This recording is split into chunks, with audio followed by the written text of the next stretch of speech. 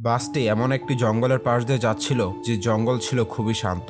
জঙ্গলের রাস্তা দিয়ে যাওয়ার সময় সেখানে একটি গাছ পড়ে থাকতে দেখে এবং তারা অন্য রাস্তা দিয়ে জঙ্গলটি পার হওয়ার চেষ্টা করে, যেটা ছিল তাদের সবচেয়ে বড় ভুল। এই নতুন রাস্তায় কিছুক্ষণ চলার পর তারা বুঝতে পারে রাস্তাটি কুয়াশায় ভরা, দূরে কোথাও কিছু দেখা যাচ্ছে না। আরো সামনে যেতে দেখতে পায় রাস্তায় একটি মৃত হরিণ পড়ে আছে। তখন এক লোক বন্দুক হাতে নিয়ে বাসের মধ্যে উঠে পড়ে। সে সবাইকে তাদের সেলফোন বাইরে ফেলে রাখতে বলে এবং লোকটি ড্রাইভারকে বলে বাস চালাতে। তাদের মধ্যে একজন ছেলে বুঝতে পারে এই লোকটিকে সে কোথাও দেখেছে এবং তার মনে পড়ে খবরের কাগজে সে একজন বড় সাইকো কিলার ছিল। কিছুক্ষণ যাওয়ার পর তারা একটি টানেলের মধ্যে ঢুকে পড়ে এবং হঠাৎ সে বাসটি নষ্ট হয়ে যায়।